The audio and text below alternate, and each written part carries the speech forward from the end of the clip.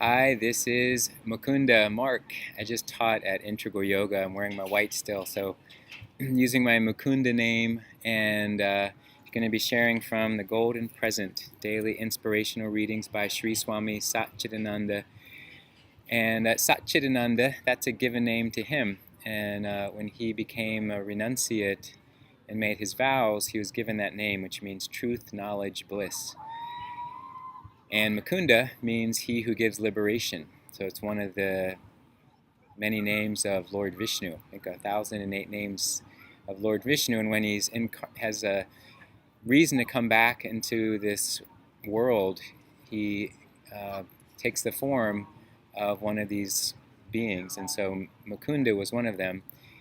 And that was given to me as a way to recognize my spiritual process and spiritual growth around liberation. All right, so this is a new month and the final month. So this is December, and I always like to show the picture, getting some nice bright sun in the background behind some snow-covered mountains, and looks like there's even like what looks like a Christmas tree. Yeah, and this is December 1st, and this is the topic. He has given everything possible. There are three things that are very rare: a healthy human body, a desire to get liberated, and a guide to help you. When you have all three and waste them, God will not kindle you up and say, "Come on, wake up." No, He has given you everything possible. We have done a lot of meritorious deeds. We have gone through a lot of births and deaths. Whether you believe in reincarnation or not, it is a fact. You are not simply jumping into a human form right away. The soul has traveled a long way. You are almost at your journey's end. Animal to human, human to superhuman. Unconscious to subconscious, to conscious to superconscious. The Bhagavad Gita says that at the last minute, desire becomes very strong. Your very strong desires will come to the surface at the last minute, because at that time your body and mind, everything is weak. You are already getting ready to leave, so everything is shattered. All the desires that have somehow been suppressed but not annihilated will be waiting there. All of a sudden, the strongest desire will come up, and when the soul leaves the body, it goes with that desire. That is why we should be very, very careful about what desires we cultivate. There may be many other little desires, it doesn't matter, but our predominant desire should be something elevating. Something that would take you away from this to a higher level, never something that would take you backward. So even if someone all of a sudden gives you a good spanking, you should say, Hari Om. If a thorn pricks you, Hari Om. If you get a shock, Hari Om. Develop that and you have a chance. Repeat the holy name always, not necessarily Hari Om, but any holy name. When you wake up, it should come with the waking. When you go to bed, it should go with you to bed. You have to cultivate that. You cannot say, I can easily develop it later on. Why should I bother about it now? No. Make hay while the sun shines. Make hay while the sun shines. There is a lot in here. I mean, the part about that we are given, the three things that are very rare. A healthy human body, the desire to get liberated, and a guide. And I know there was another reading in here that spoke about that those are kind of like the three gifts of every, the three, what does he call them? They're not gifts, but the like special qualities, And I like that it's, the premise here is to help us wake up, using these three things, the human body, the desire for liberation, that we could find a teacher or a guide.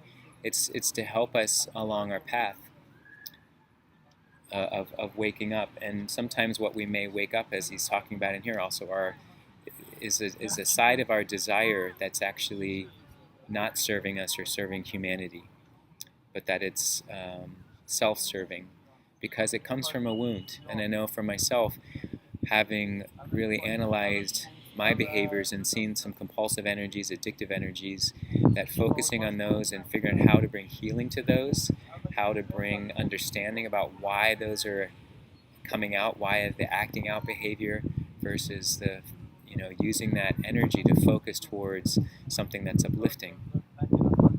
Why is the wiring there kind of, not correct? And part of the practice is on the mat, part of the practice is with having a plant-based diet, listening and honoring the spiritual scriptures of yoga. All of that is to help basically find where I can feel more aligned with what I know in my heart is true.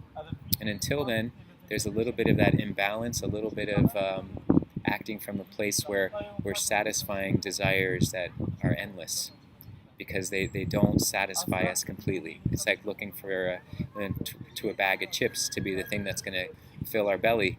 Well, it will temporarily, and then we start to feel kind of sick, and then it leads to just being an unhealthy person if we continue to rely on that as our sustenance. So if we can start to rely on what really feels balanced in our body, what really feels like it sustains us, that keeps lifting us and opening us to the potential for better and better health and well-being.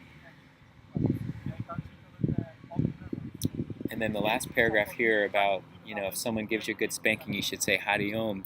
It's one of the practices in the niyamas, tapas or tapasya, accepting pain but not causing pain, recognizing there's some reason, some cause for that's coming towards us, and rather than meeting it with anger or with a feeling that we have to retaliate, what if we just accept that there's some reason it's visiting us? Now, it's really, really complicated, because I think some of us could justify, well, no, that they were wrong, they shouldn't have done that, and I shouldn't have been hurt.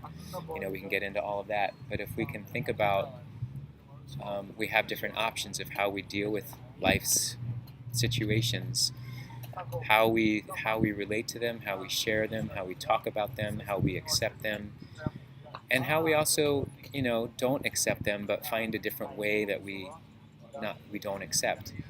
And sometimes just backing away and focusing on what does serve us, what does lift us up, is going to be more beneficial, rather than trying to really make sure that person or that thing or situation is proven wrong and we take them down, and because that's endless, and it creates this psychological way of being in the world, of this kind of ping pong game of life where we're always just going to swing back and forth.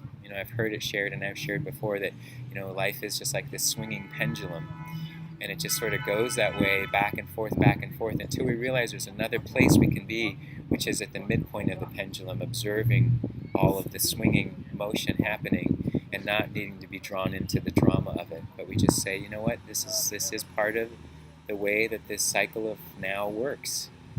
And I can observe it. I end up getting caught in it every now and again, but let me come back as best I can to that place of observation.